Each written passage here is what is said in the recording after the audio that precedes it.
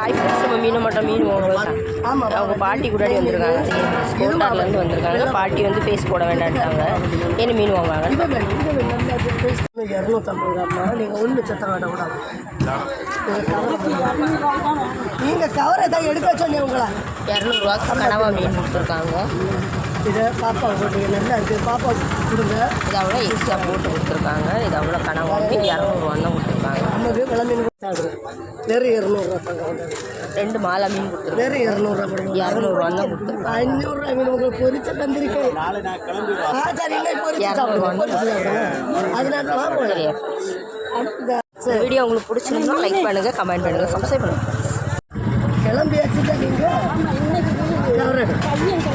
Cover நீங்கள் போயிட்டு வரும்போது வேற இங்கே வந்துடுறேன். இந்த பிள்ளைக்கு